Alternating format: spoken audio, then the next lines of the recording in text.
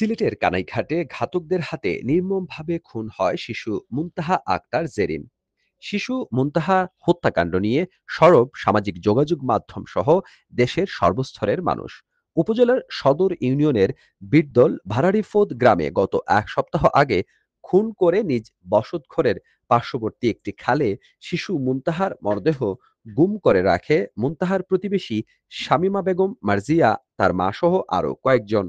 মাত্র ৬ বছরের শিশুকে খুন করে তার মরদেহ গুম করে বিগত ৭ দিন ধরে স্বাভাবিক আচরণ করে গেছেন ঘাতকরা।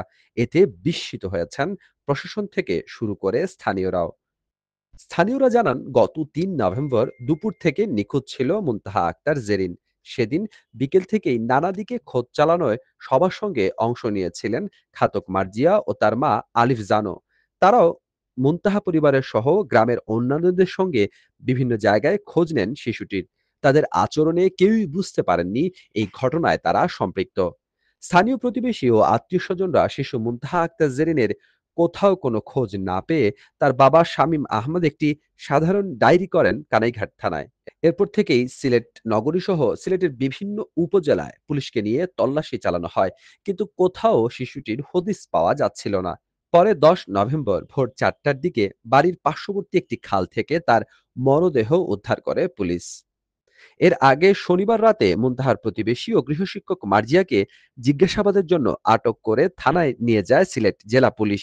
পরে রাত ১টার দিকে কানাইঘাট থানা পুলিশের একটি দল মুনতাহার বাড়ি এলাকায় তল্লাশি চালায়। ভোর ৪টায় খাল থেকে তুলে মুনতাহার প্রতিবেশী আব্দুল ওয়াহিদ মটরের পুকুরে মরদেহ ফেলে দেওয়ার সময় স্থানীয়দের হাতে আটক হয় মার্জিয়ার মা আলিফ জান। পরে পুলিশ গিয়ে আটক করে নিয়ে যায় মার্জিয়া, মা, নানিসহ সর্বমোট ৬ জনকে। সিলেট জেলা পুলিশের কানাইঘাট সার্কেলের সহকারী পুলিশ সুপার অলোক শর্মা বলেন, ইতিমধ্যে আমরা ৪ জন আসামিকে গ্রেপ্তার করেছি। তাদেরকে আদালতের মাধ্যমে কারাগারে পাঠানো হয়েছে। বিজ্ঞ আদালত ৫ দিনের রিমান্ড মঞ্জুর করেছেন। স্পর্শকাতর এই মামলার বিষয়ে আমরা অধিক তদন্ত করছি। আশা করি রিমান্ডে আরও চাঞ্চল্যকর তথ্য বেরিয়ে আসবে।